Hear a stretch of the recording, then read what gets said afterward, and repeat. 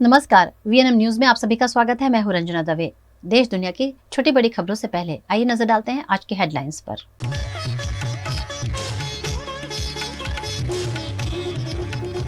पाकिस्तान में एक दिन में 2 फिदायीन हमले, 59 मौतें, नमाज और ईद के जुलूस में शामिल लोगों पर हमला।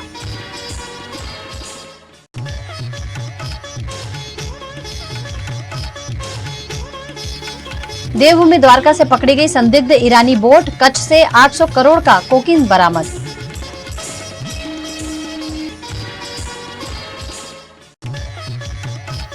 और वडोदरा में जाइडेक्स इंडस्ट्री और पारुल यूनिवर्सिटी के बीच विशेष एमओयू, बायो फार्मिंग क्षेत्र में बैचलर्स और मास्टर्स प्रोग्राम लॉन्च।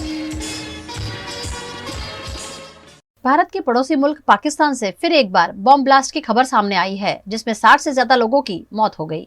पाकिस्तान में आज शुक्रवार को 2 जगहों पर 2 ब्लास्ट हुए। पहला धमाका बलूचिस्तान के मस्तुंग शहर में एक मस्जिद के पास हुआ। ये आत्मघाती हमला था। इसमें एक डीएसपी समेत 52 लोगों की मौत हो गई, जबकि 50 लोग घायल हुए हैं। हमले के वक्त लोग ईद मिलादुन्नबी के जुलूस के लिए इकट्ठा हो रहे थे। दूसरा धमाका खैबर पख्तूनख्वा के हंगू शहर की मस्जिद में हुआ। ये भी फिदायीन हमला था। यहाँ एक पुलिस अफसर समेत 4 लोगों की मौत हो गई। एक पुलिस अधिकारी ने बताया कि मस्जिद में नमाज पढ़ी जा रही थी, तभी धमाका हुआ। इसके बाद मस्जिद की छत गिर गई। यहाँ 30 से 40 लोग मलबे में दब गए। 12 लोगों को रेस्क्यू भी किया गया। पहले खबर थी कि हंगू शहर में 2 धमाके हुए, एक पुलिस स्टेशन के बाहर और एक मस्जिद के अंदर। अब पुलिस अधिकारियों ने जानकारी दी है कि पुलिस स्टेशन के बाहर धमाका नहीं हुआ। वहां पुलिस अफसरों ने धमाके से पहले ही स्टेशन के अंदर घुस रहे एक आतंकी को मार गिराया। खैबर पख्तूनख्वा के पुलिस अधिकारियों ने कहा, 2 आतंकी पुलिस स्टेशन में घुसने की कोशिश कर रहे थे। एक को हमने मार गिराया और दूसरा फरार हो गया।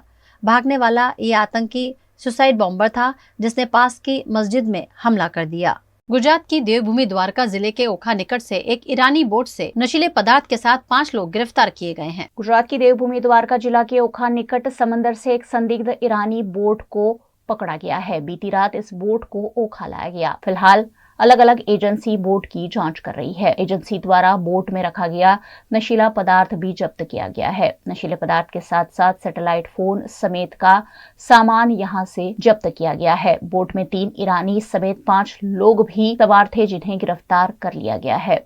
मामले की गंभीरता देखते हुए द्वारका पुलिस, एलसीबी, एसओजी और मरीन पुलिस और अन्य सुरक्षा एजेंसी जांच में जुटी हुई है। संदिग्ध बोट से पकड़े गए शख्स की पूछताछ की जा रही है। गत रात एक हमारे टेक्निकल इनपुट હતા જિલ્લા પોલીસને, એના આધારે જે અમારી જિલ્લા પોલીસ, એલસીબી, એસઓજી જુદા જુદા ટીમો બનાવીને બોટ પેટ્રોલિંગ અને જે દરિયાકાંઠા વિસ્તારમાં પેટ્રોલિંગમાં હતી, એમાં એક અમારી એસઓજી ટીમને બાતમી મળી કે એક શંકાસ્પદ બોટ જે છે સિગ્નેચર બાજુ આવે છે। એના આધારે એક અમારા એક ટીમ બનાવી, જેમાં ઓખા મરીન પીએસઆઈ જરૂર, એના સાથે એલસીબી, એના સાથે એસઓજી અને સ્થાનિક ડી સ્ટાફના માણસો હતા। ત્યાં વોચ ગોઠવી જે બોટ આવતી હતી એને અટકાવ્યા હતા। પ્રાથમિક પૂછપરછ કરી એમાં ખબર પડી કે એમાં 3 ઈરાની અને 1 ઇન્ડિયન, એક ભારતીય જે તમિલનાડુના હતા એ હતા। પછી એ અમારી એલસીબી ટીમ આવી, જેમાં કેકે ગોહિલ હતા અમારા એલસીબી પીઆઈ, અને એમાં ઝડપીમાં ખબર પડી કે એના પાસે જે છે 10 ગ્રામ જેટલા હેરોઇન પણ છે, જેની કુલ મુદ્દામાલ વેલ્યુ જે છે 5 લાખ જેટલી હોય છે। પછી વધુ તપાસ કરતા બધા વિરુદ્ધ જે છે એનડીપીએસ, ફોરેનર્સ એક્ટ અને પાસપોર્ટ એક્ટ મુજબના ગુના દાખલ કરવામાં આવેલ હતો ઓખા પોલીસ સ્ટેશન।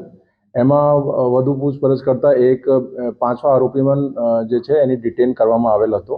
गुजरात के वडोदरा में एफजीआई के सहयोग से जाइडेक्स इंडस्ट्री और पारुल यूनिवर्सिटी ने उद्योग और शिक्षा क्षेत्र को जोड़ने के लिए खास समझौता करार किया है। पारुल यूनिवर्सिटी और जाइडेक्स ग्रुप ने भारत में पर्यावरण को अनुकूल ऑर्गेनिक खेती के लिए डिजाइन किए हुए बैचलर्स और मास्टर्स कोर्स उपलब्ध कराकर एक महत्वाकांक्षी सफर की शुरुआत की है। आज एफजीआई के सहयोग से जाइडेक्स इंडस्ट्री और पारुल यूनिवर्सिटी में उद्योग और शिक्षा क्षेत्र को जोड़ने के लिए एमओयू किया गया, जिससे पारुल यूनिवर्सिटी और जाइडेक्स ग्रुप के बीच नया रिश्ता कायम हुआ है। इस मौके पर जाइडेक्स ग्रुप के अध्यक्ष और managing director doctor Ajay Raka, Parul university के vice president doctor Parul Patel, FGI के प्रेसिडेंट तारक पटेल समेत के पदाधिकारियों की उपस्थिति रही।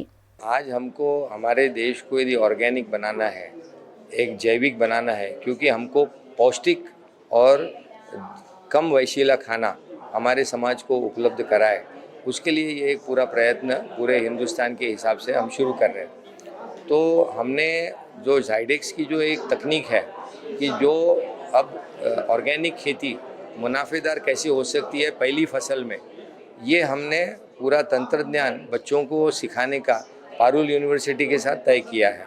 तो इसमें एमएससी का कोर्स और बीएससी का कोर्स दोनों हम शुरू कर रहे हैं और इसमें हम बच्चों को स्कॉलरशिप भी देंगे जो सिलेक्ट होंगे इसमें, और उनको 2 साल तक एमएससी के लिए पढ़ाएंगे और बैचलर्स के लिए 4 साल तक पढ़ाएंगे और उनको प्रैक्टिकल फील्ड ट्रेनिंग में भी कराएंगे, जहाँ पे वो खुद किसान के साथ काम करेंगे, खुद अनुभव करेंगे। तो जैसे 4 साल में कम से कम 200 किसानों के यहाँ पे वो प्रैक्टिकली अनुभव करके दिखाएंगे लोगों को और खुद भी अनुभव करेंगे, उसमें से भी सीखेंगे और क्लासरूम में भी सीखेंगे। तो इसके हिसाब से ऐसे यदि बच्चे हमारे यहाँ तैयार होते हैं जो बायो फार्मिंग में एक्सपर्ट है, तो हमारे हिसाब से आगे का हमारा हिंदुस्तान पूरा बायो फार्मिंग की तरफ जाएगा, क्योंकि अब ये मुनाफेदार भी हो गया है। भारत एक कृषि प्रधान देश है और सबसे ज़्यादा फार्मर्स भारत में है। भारत की बहुत सारी इकोनॉमी है वो कृषि पे डिपेंडेंट है। MSc bio farming soil health सुधार करने के एक कोर्स है जो जेडेक्स ने इम्प्लीमेंट किया है।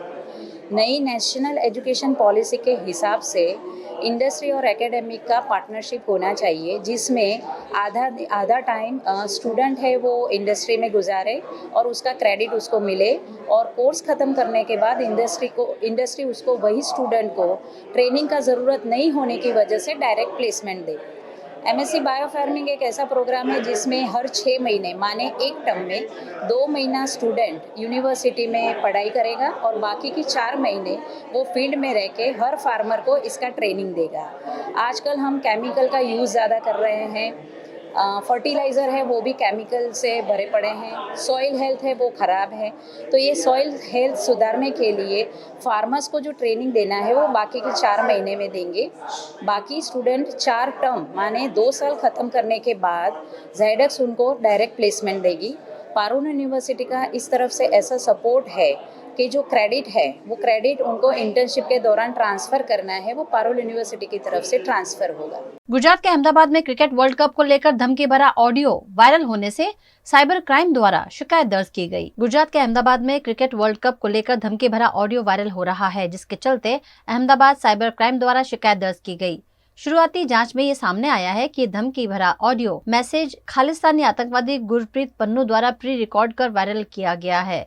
इसमें खालिस्तानी झंडा लहराने और हरप्रीत निज्जर की मौत का बदला लेने जैसी बातें कही गई हैं। पुलिस द्वारा टेक्निकल जांच की जा रही है। पहले भी इस तरह की शिकायत दर्ज की गई थी, जिसमें आरोपी को हिरासत में लिया गया था। अहमदाबाद साइबर क्राइम में एक फरियाद दाखिल की गई है, जो कि हमारे सरकार तरफ फरियाद दाखिल की गई है।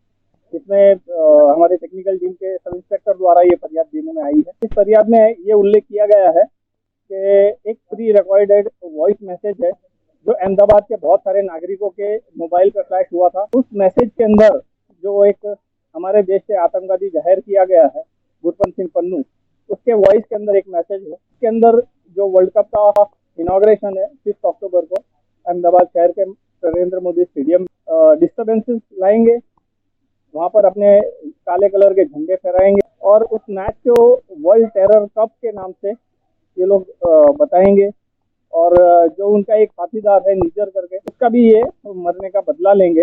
इस प्रकार का एक पूरा एक मैसेज इन लोगों ने बना के यहाँ के नागरिकों पर भेजा गया है, जिसके आधार पर हम लोगों ने साइबर क्राइम में ये फरियाद दाखिल की है। और इसमें हम लोगों ने सेक्शन 121A, 153K, 153 ख, 505, 120B जो IT एक्ट है उसकी 66 और अनलॉफुल एक्टिविटीज प्रिवेंशन एक्ट का सेक्शन 16(1) के आधार पे हम लोगों ने ये फरियाद दाखिल की है। गुजरात में नर्मदा नदी की बाढ़ से किसानों को हुए नुकसान की भरपाई के लिए सरकार द्वारा दिए गए राहत पैकेज को खुद भारतीय जनता पार्टी के सांसद ने नाकाफी ठहराया है।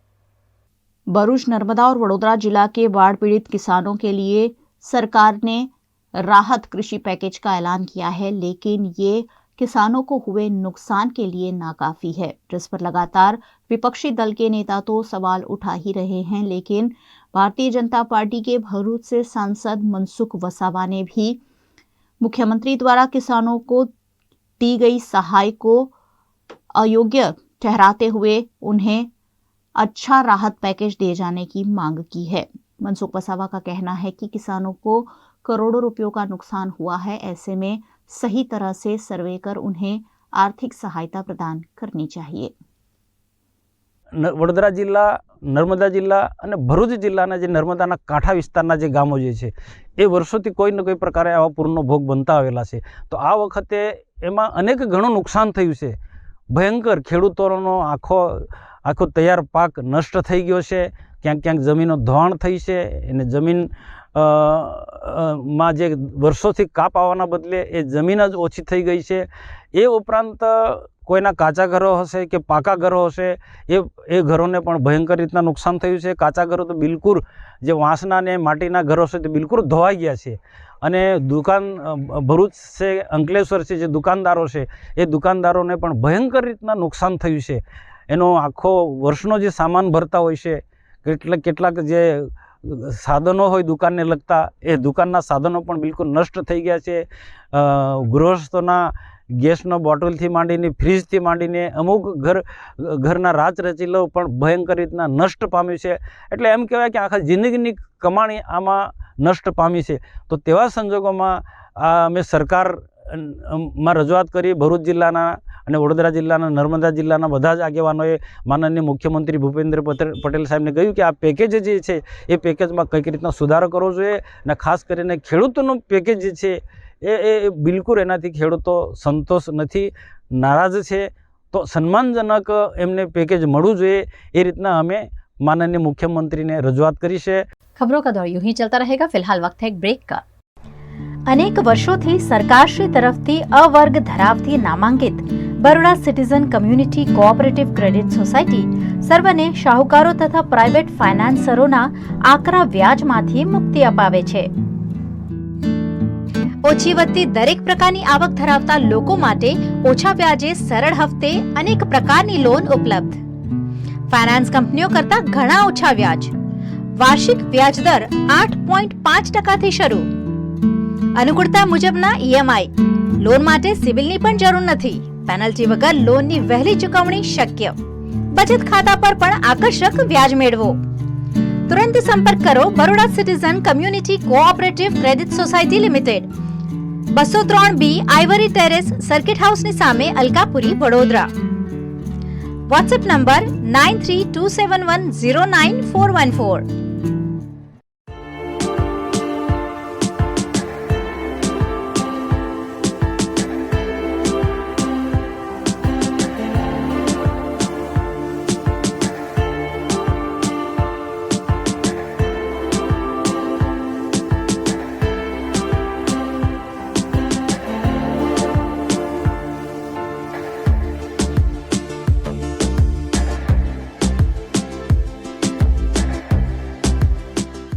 भारत ले रहा है इलेक्ट्रिक अंगड़ाई। क्यों ना हम साथ चले, साथ चले, साथ बढ़े, साथ बढ़े, देश मेरे, देश मेरे।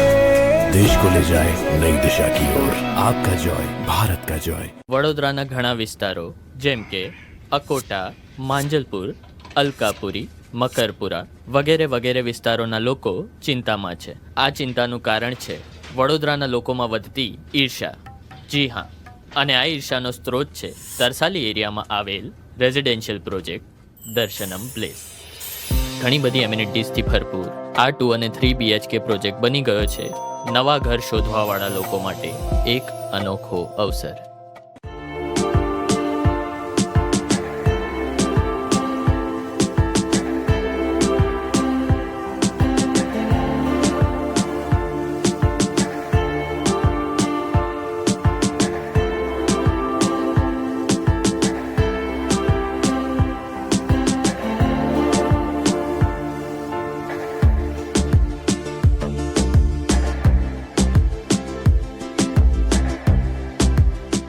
भारत ले रहा है इलेक्ट्रिक अंगड़ाई। क्यों ना हम साथ चले, साथ चले, साथ बढ़े, साथ बढ़े, देश मेरे, देश मेरे। देश को ले जाए नई दिशा की ओर, आपका जॉय भारत का जॉय। गुजरात के विभिन्न शहर जिलों में अनंत चतुर्दशी के मौके पर गणेश विसर्जन की धूमधाम देखने मिली। सभी शहर जिलों में शांतिपूर्ण माहौल में गणेश विसर्जन को संपन्न करवाया गया। गुजरात के दाहोद में अनंत चतुर्दशी के दिन बप्पा को भक्ति भाव से विदा किया गया। दाहोद में नगर पालिका द्वारा कृत्रिम तालाब बनाया गया था, जहां सभी कार्यकर्ताओं और अध्यक्ष गोपी देसाई और नगर सेवकों की उपस्थिति में धूमधाम से गणपति बप्पा की प्रतिमाओं का विसर्जन किया गया। 10 दिन पहले भक्तों ने आस्था के साथ बप्पा की स्थापना की थी और 10 दिनों बाद उनका विसर्जन कर उन्हें अपने गांव रवाना किया गया। इस मौके पर भक्तिमय माहौल देखा गया। बैंड, डीजे, नासिक, ढोल जैसे संगीत वाद्यों के साथ अलग अलग विसर्जन यात्राएं निकली, जिसमें बड़ी संख्या में लोग शामिल हुए। गणपति बाप्पा मोरिया पुरचा वर्षी लौकरिया के जयकारों के साथ डभोई में करीबन 150 से ज्यादा गणेश जी की छोटी बड़ी प्रतिमाओं का विसर्जन शांतिपूर्ण माहौल में संपन्न किया गया। डभोई के गोविंदेश्वर तालाब में पारंपरिक रूप से गणेश प्रतिमाओं का विसर्जन किया गया। यहां पालिका द्वारा उचित व्यवस्था की गई थी। 10 दिनों तक भक्तों ने बापा की सेवा पूजा की और 10वें दिन अनंत चतुर्दशी के मौके पर गणपति प्रतिमाओं का विसर्जन किया गया। इस मौके पर डभोई के विधायक शैलेश मेहता समेत के अग्रणी भी उपस्थित रहे। उन्होंने गणपति बप्पा की पूजा अर्चना करते हुए उन्हें विदा किया। इस मौके पर चुस्त पुलिस बंदोबस्त के साथ भव्य शोभा यात्राओं का आयोजन किया गया। डीजे के ताल पर और ढोल नगाड़ों के सुरताल पर निकली शोभा यात्रा में बड़ी संख्या में लोग भी शामिल हुए। नाचता गाता गरबा करता લોકો ગણેશજીનું વિસર્જન કરી રહ્યા છે। સાથે ગણેશજીને વિનંતી પણ કરે છે કે જલ્દી આવતા વર્ષે પાછા ગણેશજી પધારે। દર વર્ષેની જેમ આ પણ હીરાભાગોના તળાવ ખાતે અમે એમની વિસર્જન કરવા આવ્યા છે। ગણપતિ બાપ્પા સૌની મનોકામના પૂરી કરે તેવી પ્રાર્થના અને ટાવર ચોક ખાતે માનનીય ધારાસભ્ય શ્રી શૈલેષભાઈ મહેતા સોટ્ટા સાહેબ દ્વારા ફૂલહારની પણ વિધિ કરવામાં આવી। गुजरात के पावी जेतपुर में भी हर्षोल्लास के साथ अबिल गुलाल उड़ाते हुए भक्तों ने गणपति बाप्पा को विदाई दी। पावी जेतपुर में हर गली गली में श्री जी की प्रतिमाओं की स्थापना की गई थी, जिसकी भव्य विसर्जन यात्राएं आयोजित की गई और बाप्पा मोरिया अगले बरस तू जल्दी आ रे के जयकारों के साथ गणपति बाप्पा को डीजे के ताल पर विदा किया गया। यहाँ चुस्त पुलिस बंदोबस्त के बीच बिना किसी अप्रिय घटना के शांतिपूर्ण माहौल में गणेश विसर्जन संपन्न कराया गया। केंद्र शासित प्रदेश दीव, घोघला और ऊनागीर में भी जगह जगह गणपति प्रतिमाओं का विसर्जन देखा गया। गणेश चौथ के दिन गणपति बप्पा की स्थापना के बाद अनंत चतुर्दशी के दिन उनके विसर्जन की पुरानी परंपरा है। इसी के तहत केंद्र शासित प्रदेश दीव, घोघला, ऊनागीर, गढ़ड़ा में जगह जगह गणेश भक्तों ने बप्पा की प्रतिमाओं को पारंपरिक रूप से पूजा अर्चना के बाद तालाब, नदियों में विसर्जन कर गणपति बाप्पा को विदा किया। गुजरात के अरवली जिले में भी गणेश विसर्जन की धूम देखने मिली। अरवली जिले के मोडासा में सिद्धिविनायक, साईं ग्रुप, राम पार्क, सोमनाथ महादेव समेत के कई गणेश मंडलों ने गणेश प्रतिमाओं का धूमधाम के साथ विसर्जन किया। 10 दिनों की पूजा अर्चना के बाद अंतिम दिवस पर विभिन्न मंडलों ने भव्य शोभा यात्रा का आयोजन किया। मोडासा नगर पालिका द्वारा ओघारी तालाब पर विसर्जन के लिए विशेष व्यवस्था तैयार की थी। पालिका तंत्र द्वारा कृत्रिम कुंड तैयार किया गया था, जहां 150 से ज्यादा छोटी बड़ी गणेश प्रतिमाओं का विसर्जन किया गया। इस मौके पर पालिका द्वारा फायर की टीम, 20 जितने कर्मचारी और स्थानीय तैराकों को तैनात रखा गया। बड़ी प्रतिमाओं को क्रेन से भक्तिभाव के साथ विदा किया गया। इस मौके पर बड़ी संख्या में भाविक भक्त भी ओधारी तालाब पर उमड़ पड़े। चुस्त पुलिस बंदोबस्त के बीच यहां गणेश विसर्जन संपन्न कराया गया। અહીંયા અમે સગવડ તરીકે એક કૃત્રિમ કુંડ બનાવ્યો છે। ત્યાં આગળ ઇકો ફ્રેન્ડલી બધી મૂર્તિઓ અહીંયા આગળ જે વિસર્જન થાય છે, નાની મોટી 150 થી 200 મૂર્તિઓ અહીંયા આગળ વિસર્જન દર વર્ષે થાય છે અને એમ આજીવન થતી રહેશે। એના માટે અમે ફાયર ટીમ દ્વારા જે અહીંયા આગળ કોઈ પણ અનિચ્છનીય બનાવ ન બને તે માટે ફાયર ટીમ અહીંયા આગળ એલર્ટ છે। અને બીજો એક કે ભાઈ જે મોટી મૂર્તિઓ છે તેના માટે અમે ક્રેનની અહીં વ્યવસ્થા કરેલી છે। ત્યારબાદ અહીંયા આગળ જે પણ કોઈ આવે છે મંડળોને અમે લાઇનસર અમે બોલાવીએ છીએ નંબર વાઇઝ, અને એટલે અહીંયા આગળ એનાથી કોઈ અનિચ્છનીય બનાવ ન બને. અને આ જ રીતે આજીવન આ રીતે કુંડ તો બનેલો જ છે, અને આ કુંડમાં જે પણ અહીં આગળ વિસર્જન થાય છે, જે અમે બે ત્રણ દિવસ પછી એને એકદમ સ્વચ્છ કરી જેમ હતું એમ તળાવના બનાવી દઈએ છીએ. અને આ જ રીતે અમે ગણપતિ વિસર્જન દર साल નગરના બધા વ્યક્તિઓ અને મંડળો આમાં કરે છે. गुजरात के वडोदरा में मानसिक रूप से अस्वस्थ व्यक्ति से कलेक्टर कचहरी की चाबियां और बायोमेट्रिक मशीन बरामद किए गए. गुजरात के वडोदरा में वडोदरा जिला सेवा सदन कचहरी में MGVCL के कर्मचारी उपस्थित थे. उस दौरान एक व्यक्ति को शंकास्पद गतिविधि करते देखा गया, जिसकी खबर पुलिस को दी गई. पुलिस ने मौके पर पहुंचकर पूछताछ की तो जांच में व्यक्ति को मानसिक रूप से अस्वस्थ पाया गया. इस व्यक्ति को कोर्ट में हाजिर किया गया, जहां उसे मानसिक आरोग्य केंद्र भेजा जाएगा. की गई जांच में व्यक्ति के पास से पुलिस ने कलेक्टर कचहरी परिसर की विविध कचहरी की चाबियां और बायोमेट्रिक मशीन बरामद की हैं, जिसे जिला सेवा सदन कचहरी के अधिकारियों को सौंपा गया. लोकसभा और राज्यसभा में पारित होने के बाद राष्ट्रपति के साइन कर देने से महिला आरक्षण बिल अब कानून बन गया है. महिला आरक्षण बिल, नारी शक्ति वंदन बिल अब कानून बन गया है. आज शुक्रवार 29 सितंबर को राष्ट्रपति द्रौपदी मुर्मू ने इस पर दस्तखत कर दिए. इसके साथ ही सरकार ने गजट नोटिफिकेशन भी जारी कर दिया है. अब इस बिल के कानून बन जाने से लोकसभा और राज्य विधानसभाओं में 33% सीट्स महिलाओं के लिए आरक्षित हो जाएंगी. हालांकि आरक्षण नई जनगणना और परिसीमन के बाद लागू किया जाएगा. अब ये बिल विधानसभाओं में भेजा जाएगा. इसे लागू होने के लिए देश की 50% विधानसभाओं में पास होना जरूरी है. लोकसभा में फिलहाल 82 महिला सांसद हैं. नारी शक्ति वंदन कानून के तहत लोकसभा में 181 महिला सांसद रहेंगी. અમારા ઓલ ઇન્ડિયા ઓબીસી ડિપાર્ટમેન્ટ તરફથી આખા દેશમાં આ જે મહિલા અનામત બિલ આવ્યું એનામાં અમારો કોઈ અનામત બિલ આવ્યું એનો વિરોધ નથી, બધાએ સર્વસંમતિથી આ બિલ પાસ કર્યું છે. અમારી માંગ એ છે કે દેશમાં સૌથી જરૂર જો કોઈને અનામતની હોય જરૂર તો એ પછાત વર્ગોને છે, જે હજુ વિકાસ પામી રહ્યા છે. એમાં આ દેશમાં 52% વધારે જે ઓબીસી સમાજની વસ્તી છે, આ બિલમાં ઓબીસી મહિલાઓને અનામત નથી મળતી.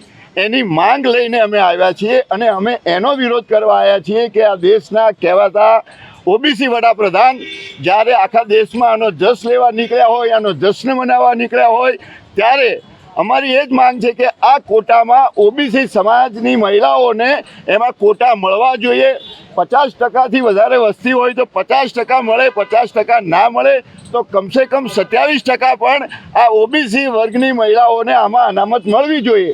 કોંગ્રેસના સામાન્યમાં સામાન્ય કાર્યકર્તાએ પણ આજે નહીં કે ભૂતકાળમાં પણ નહીં, આઝાદી પહેલાંથી કોંગ્રેસ પાર્ટી SC ST OBCના જે આ દેશની જનતા છે એનું ચિંતન કરી રહી છે. એનું સામાજિક ઉત્થાન થાય, સામાજિક ન્યાય એને મળે અને આ દેશની મુખ્ય ધારામાં એ લોકોનો સમાવેશ થાય, એના માટે કોઈ સતત ચિંતિત હોય તે કોંગ્રેસ પાર્ટી છે.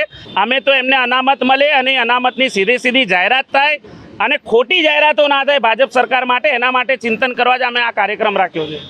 बदलते वक्त के साथ लोगों की डिमांड भी बदलती जा रही है, फिर चाहे वो कपड़ों की डिजाइन हो या कोई और चीज. ऐसे में फैशन इंडस्ट्री लगातार नए पैमाने छू रही है. डिजाइन कोर्सेज और फैशन के क्षेत्र में लगातार वृद्धि देखी जा रही है. हाल ही में न्यूयॉर्क फैशन शो में वडोदरा के निधि शाह और दीक्षित पटेल ने न्यूयॉर्क फैशन वीक में भाग लेकर वडोदरा का गौरव बढ़ाया था. वहीं डिजाइन की फील्ड को और आगे बढ़ाने के संकल्प के साथ वडोदरा के INIFG के नए एजुकेशन पॉलिसी 2020 के अंतर्गत डिग्री और डिप्लोमा कोर्स लॉन्च किया, जिसमें सेलिब्रिटी होस्ट की तरह बॉलीवुड एक्टर अमन वर्मा मौजूद रहे, जहां उन्होंने कोर्स के साथ अपने आने वाले प्रोजेक्ट के बारे में भी बात की. आई थिंक ये एक ट्राइपार्टाइट एग्रीमेंट है, अलायंस है बिटवीन 3 इंस्टीट्यूशंस, जिसमें एक INIFD है, दूसरा मेधावी स्किल्स यूनिवर्सिटी है और तीसरा दी गवर्नमेंट ऑर्गेनाइजेशन NSDC. तो इन तीनों के साथ आने से मेरा ये मानना है कि जो बच्चे हैं, जो स्टूडेंट्स हैं, जिन्हें डिग्री जो मिलेगी वो गवर्नमेंट रिकग्नाइज्ड होगी, पहली चीज़. दूसरा, अगर आप में एक ख़ास स्किल है, अगर फैशन डिज़ाइन की बात करते हैं तो अगर एम्ब्रॉयडरी आपको पसंद है या टाई एंड डाई पसंद है, उस स्किल में हम आपको एक तरह से फोकस करके देंगे. अगर उसमें आप निपुण हैं तो उस स्किल को बढ़ाएंगे, उसमें ज़्यादा उसके ऊपर काम करके आपको देंगे, ताकि उस स्किल को लेकर जब आप कल एक तरह से दुनिया में उतरें, आपको काम ढूंढने में, आपको काम बनाने में या फिर बिजनेस शुरू करने में किसी भी तरह की दिक्कत नहीं होगी. So the degree is going to be recognized, the skill is going to be given to you. INIFD is giving you the best kind of education. So I feel this is going to be a win-win situation for all the students who are getting a degree in fashion design and in interior design. अभी फ़िलहाल तो scam 2 है और तेलगी पर कहानी है और बहुत ही इम्पोर्टेंट एक कैरेक्टर है जो मैं उसमें प्ले कर रहा हूँ. पहले 4 एपिसोड ऑनलाइन आ चुके हैं, अगले जो 5-6 आने वाले हैं उसमें मेरी कहानी एक तरह से शुरू होने वाली है. तो जितने भी लोग हैं मैं चाहूँगा आप ज़रूर देखिएगा. एंड आई एम श्योर कि जैसे पहला स्कैम 1 बहुत फेमस हुआ है, तेलगी की जो कहानी स्कैम 2 में है वो भी बहुत लोगों को लुभाएगी और अच्छी लगेगी. देखिए, एज एन एक्टर फ़र्क तो कुछ है नहीं, मीडियम्स एक तरह से अलग हैं, डिफरेंट हैं. End of course shooting style थोड़ा सा डिफरेंट होता है, ज़्यादा नहीं होता है. बट ज़्यादा एज एन एक्टर प्रोड्यूसर के हिसाब से फिल्म बनाना कैनवस बड़ा होता है. OTT थोड़ा सा आज स्लाइटली छोटा है, टेलीविज़न उससे ज़्यादा छोटा होता है. But as an actor performance करने में आई डोंट थिंक सो. मैं उतना ही अपना हुनर फिल्म में भी दिखाऊंगा, टीवी में भी दिखाऊंगा और वहीं मैं OTT में भी दिखाऊंगा. ये डिग्री और डिप्लोमा मेधावी स्किल यूनिवर्सिटी और NSDC द्वारा सशक्त की जाएगी. साथ ही स्टूडेंट्स कोर्स के बाद अपना बिजनेस शुरू करने लोन के लिए अप्लाई भी कर सकते हैं, जिसकी जानकारी INIFD के ओनर और CEO ने दी. जो INFD का हमारा बड़ौदा सेंटर है, जिसकी कि हमारी सेंटर डायरेक्टर कमलदीप मैम है, उनके नेतृत्व में इसका जो पूरे इंडिया में हमारे 180 सेंटर हैं, 180 में से जो 40 सेंटर्स NSDC ने सेलेक्ट किए हैं, आज उन 40 सेंटरों में बड़ौदा का नाम शुमार हुआ है, जो सारे पैरामीटर्स पे पूरा खरा उतरा. चाहे वो फैकल्टी का लेवल हो, चाहे वो इंफ्रास्ट्रक्चर हो, चाहे वो स्टूडेंट्स का सेटिस्फैक्शन लेवल हो. और आज उसका हम सेलिब्रेशन करने के लिए, उसको लॉन्च करने के लिए यहाँ पर आए थे. और दूसरा, जो हमारे बड़ौदा के स्टूडेंट्स जो कि हमेशा अग्रसर रहते हैं, चाहे वो इंडिया को न्यूयॉर्क फैशन वीक में ले जाना हो या लंदन फैशन वीक में या लैक्मे फैशन वीक में, बड़ौदा ने हमेशा अच्छे स्टूडेंट्स प्रोड्यूस किए हैं. जो हमारा मेधावी स्किल यूनिवर्सिटी का INIFD के साथ, NSDC और स्किल इंडिया के साथ कोलैबोरेशन हुआ है, उसका लॉन्चिंग था. और मिस्टर अमन वर्मा वो भी आए हैं जो बॉलीवुड स्टार हैं. और इसमें स्टूडेंट्स को बेनिफिट्स ऐसा है कि जो भी डिग्री या फिर कोई भी कोर्सेज़ वो कंप्लीट करते हैं तो उनको गवर्नमेंट्स जो है वो सब्सिडीज़ प्रोवाइड कर सकती है, उनको लोन की फैसिलिटीज़ देंगी उनको, और वो गवर्नमेंट्स जॉब्स के लिए भी एलिजिबल हैं. कार्यक्रम के अंत में अमन वर्मा के साथ स्टूडेंट्स और सभी लोगों ने गरबा भी किया. कल मनाए गए गणेश विसर्जन के पर्व के चलते वडोदरा के मुस्लिम अग्रणियों ने आज ईद मिलादुन्नबी का जुलूस निकालकर हजरत मोहम्मद पैगंबर साहब के जन्मदिन की खुशी मनाई. इस्लाम धर्म को मानने वालों के लिए ईद मिलादुन्नबी का पर्व बहुत ही खास होता है. इस पर्व को ईदों की ईद कहा जाता है क्योंकि इस दिवस पर अल्लाह के दूत पैगंबर हजरत मोहम्मद की जयंती होती है.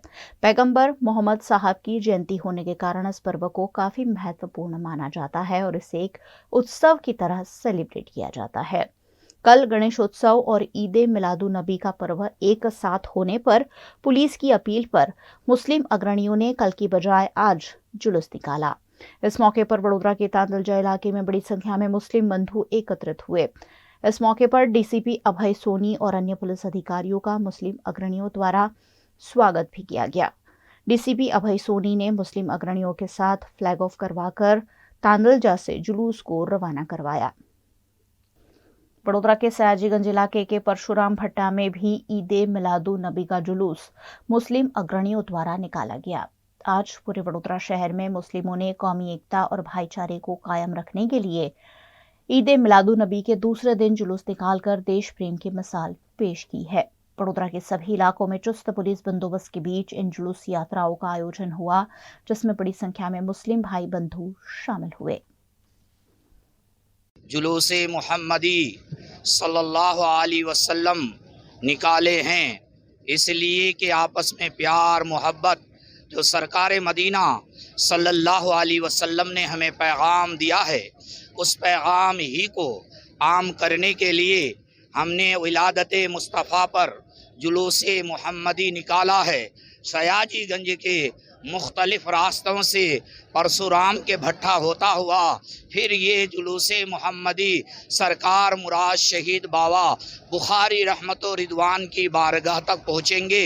इस जुलूस मोहम्मदी का सिर्फ और सिर्फ ये पैगाम है कि आपस में हर कोई भाईचारा बनकर आपस में हिंदू मुस्लिम सिख ईसाई जितने भी हैं सबको ये पैगाम दिया जाता है कि आपस में मोहब्बत इख़वत के साथ हम अपनी ज़िंदगी को अपने शहर को आगे ले जाने की कोशिश की।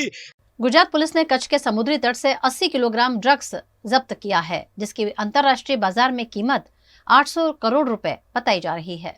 गुजरात के कच्छ जिले के गांधीधाम में करोड़ों रुपए कीमत का 80 किलो से ज्यादा ड्रग्स बरामद किया गया है। इसकी इंटरनेशनल मार्केट में वैल्यू करीब 800 करोड़ रुपए से ज्यादा बताई जा रही है। ये ड्रग्स समुद्री तट पर लावारिस हालत में मिला है।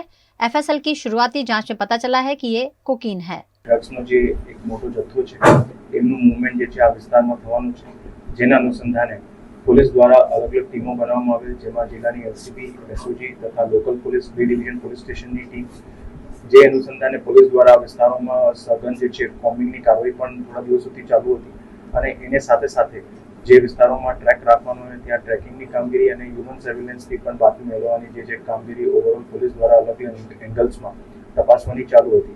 એના જ અનુસંધાને આજના દિવસે પોલીસને જે આ બાતમી મળે કે આ જે ડ્રગ્સનો જથ્થો છે એ મીઠી રોડના જે ખાડી વિસ્તારમાં જે છે ત્યાં મળવાની શક્યતા હોય, ત્યાં પછી પોલીસની જે છે ટીમે જે છે કામગીરી કરી એમાં જે પ્રમાણેની બાતમી હતી એ પ્રમાણે પોલીસને જે છે ત્યાં ડ્રગ્સનો કન્સાઇનમેન્ટ મળવામાં આવ્યો છે, જેમાં 80 કિલો જેટલું જે છે એફએસએલની પ્રાથમિક રિપોર્ટમાં કોકેનની જે છે હકીકત મળવામાં આવી છે, જેની આંતરરાષ્ટ્રીય બજારમાં જે કિંમત છે લગભગ 800 કરોડ જેટલી છે।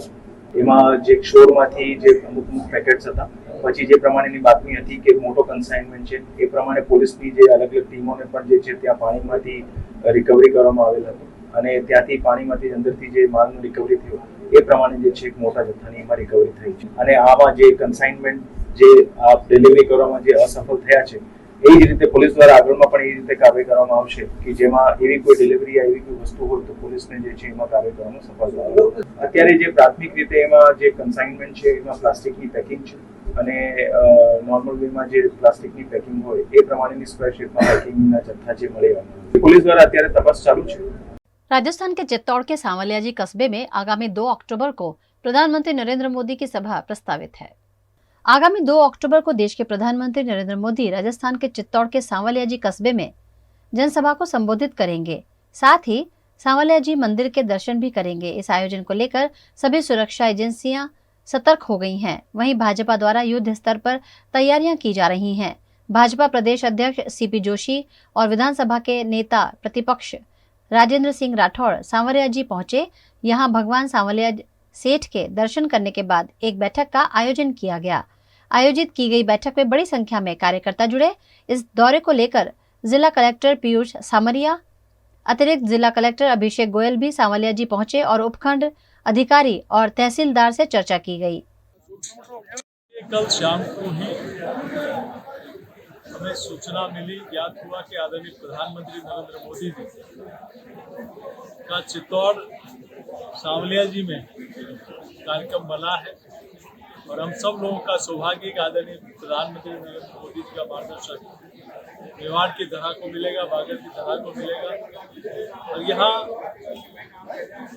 रोड ट्रांसपोर्टेशन हो, चाहे रेलवे हो, चाहे सिविल एविएशन हो, अनेक कार्यों का शिलान्यास और उद्घाटन भी माननीय प्रधानमंत्री जी के हाथों होगा। आज सुबह ही सभी लोगों को आग्रह किया गया और सब लोगों में उत्साह है, जोश है कि आदरणीय प्रधानमंत्री जी को सुनने का अवसर, उनसे मिलने का अवसर सब लोगों को मिलेगा। तो आप ये देख रहे हैं कि जिस प्रकार का उत्साह है, एक ऐतिहासिक जनसभा आदरणीय प्रधानमंत्री जी की सांवलिया सेठ के इस नगरी में। 2 अक्टूबर दिन वैसे भी भारत के लिए बड़ा ऐतिहासिक दिन है और दुनिया के सबसे लोकप्रिय नेता आएंगे। आप देख रहे हैं बिना इत्तला के लोगों को कम सूचना दी और कितनी बड़ी संख्या में लोग आए। अब तक की इस मेवाड़ की सबसे बड़ी सभा होगी।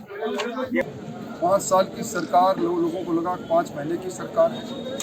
5 महीने में महंगाई से राहत देने की बात याद आई उन्होंने। बिना बजट के नई नई घोषणा कर डाली इन्होंने। अन्नपूर्णा किट की घोषणा की और 22 सैंपल फेल हो गए, आश्वस्त करें। स्मार्ट टेलीफोन की बात की, हाईकोर्ट का नोटिस मिल गया। मैं समझता हूँ कि ये सरकार अशोक गहलोत की सरकार और मोदी जी की सरकार में दिन रात हम बड़े सौभाग्यशाली हैं।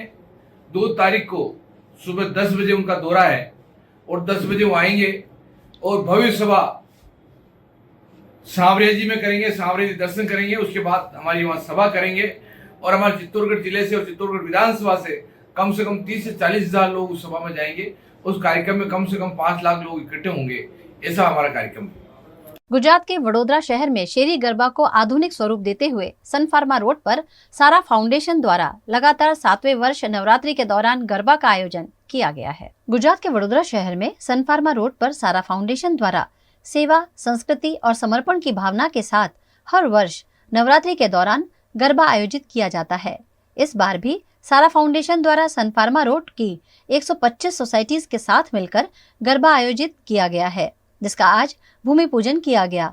इस गरबा आयोजन में नेशनल टेलीविजन पर आने वाले रियलिटी शो सारेगामा के प्रतियोगी रहे महर्षि पंड्या अपनी मधुर आवाज में गरबा खिलाड़ियों को गरबा खिलाएंगे। इस दौरान शहर के 500 से ज्यादा जरूरतमंद बच्चों का मेंटरशिप भी सारा फाउंडेशन की ओर से किया जाएगा। सारा फाउंडेशन द्वारा इस वर्ष भी हम भव्य नवरात्रि का कार्यक्रम प्रोग्राम लेके आए हैं और आसपास की 125 से ज़्यादा सोसाइटियों के रईसों द्वारा यह पर्व मनाया जाता है और इस वर्ष 12 से 15 हज़ार खिलैया यहाँ पे भाग लेंगे और भव्य कार्यक्रम का हम आयोजन किया है। और आज भादरवी पूनम माँ अम्बा का प्रागट्य दिन, आज हम भूमि पूजन का कार्यक्रम रखा है हमने।